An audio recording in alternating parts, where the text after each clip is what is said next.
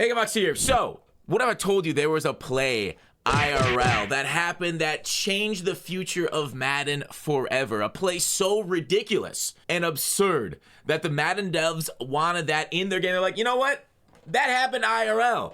And they added it to the game a bit to our detriment. And we're going to kind of talk about this one place fallout and what we've seen in the game since because of that. But let's rewind the clock all the way to the year 2014. The New York Giants selected Odell Beckham Jr. 12th overall in front of a couple other decent players. Aaron Donald, Zach Martin. I don't know if you know them. A couple picks before Martin. But I think if the Giants had to go again, maybe they'd take Donald here. But the Giants ended up taking Odell Beckham Jr. much to probably their delight as fans, but maybe Madden players undelight. So let's go ahead and talk about a little later in 2014. So his rookie season ended up having a great year, ended up getting the offensive rookie of the year. And there was one particular game, November 23rd against Dallas Cowboys. And you know, the Giants Cowboys games are always well watched, well fought. Tony Romo right there ended up leading the victory in that game for the Cowboys. But during that game, something remarkable happened. Odell Beckham Jr.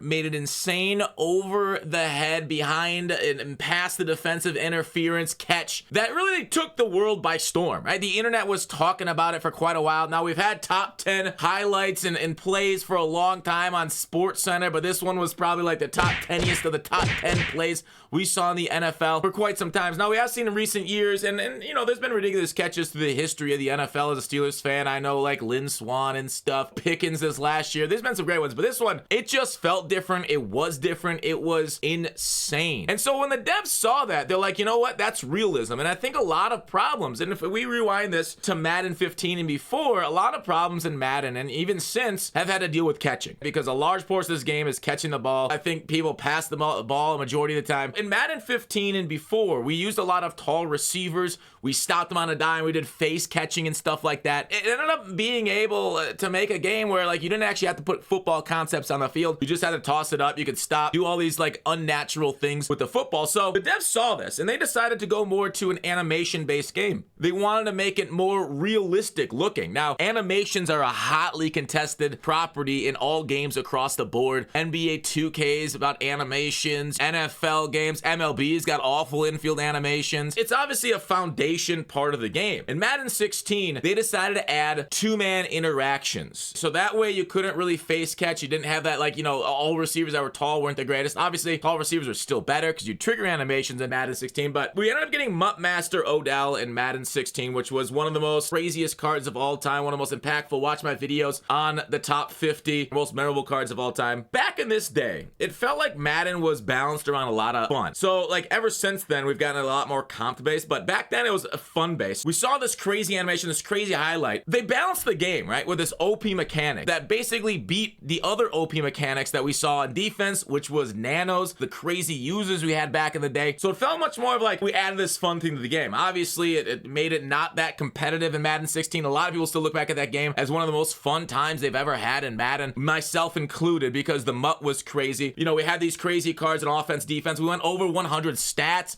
Like, players had their real-life attributes on launch, like Drew Archer at 97 speed, something we don't see that much in MUT to this day. But basically, these pre-canned animations on offense allowed a lot of offenses still to just chuck the ball deep. And the problem with them is they triggered, and they even triggered in sometimes 2-3 guys around the ball. Sound familiar to any more recent games? I think when the devs added this animation, they thought it'd be cool, and they added it to the whole game, right? The problem I find with Madden, and somewhat to 2K too, but like 2K is able to take animations and make them player specific until like later in the year where they just give them to every card, whatever. Madden has always not done that. I feel like if they're gonna do these animations, we see the same thing in 24 with the Mahomes sideline animation where he's taking that diving stuff. They should be locked. That should have been locked to maybe Odell himself. FIFA has custom body types that people seem to love. Now, maybe it would make some players way more overpowered than they necessarily should be, but at least it limit the damage, right? Because we saw that talked about Drew Archer able to do that spec catch animation over some of the best safeties in the game, like 90 plus overall, and he was like, what, 66 overall. So it ended up being too much, right? EA added it in too much. It was unbalanced, unhealthy. Now, so these animations that basically took over the game, it caused a large uprise, right? Because a lot of people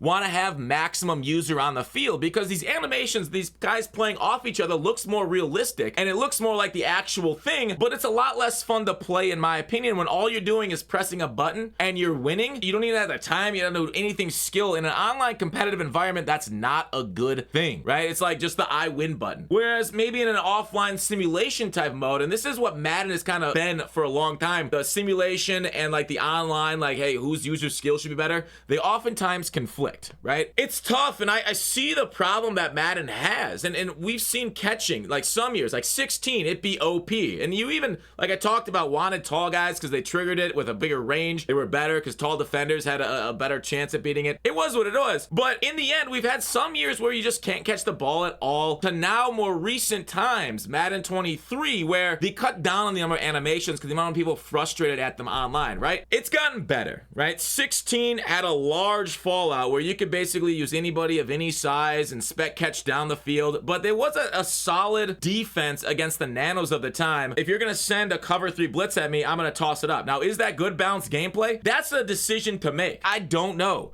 because yes, there's an overpowered thing on defense, but there's an overpowered thing on offense. Those two things, is that okay? A lot of people would say no. So they got rid of nanos. They got rid of this Odell Beckham catch majority. There's still some diving catches that we're going to have in 24. You see the guys driving across the field. There's still some overpowered things, but generally we've gotten more of like a comp-based balancing where they just nerf things, right? Back in the day, it was like, yeah, just do the OPs against each other, but people got frustrated by that because it felt like it simplified down the game. The cheesy schemes of online, just running OP against OP. So I feel like they've done a good job balancing out some of these things over the years, but man, did that absolutely ruin a good portion of our experience online with just pre-canned animations catching the ball. So we're back more to height dominating the online experience in 23 and 24 than ever before, and we'll see how it is. And I personally am a fan of limiting the number of forced interactions and animations on players, is that's why I don't like 2K's gameplay. It feels like you're just there to try to trigger the right animation. Madden going more to like stick skill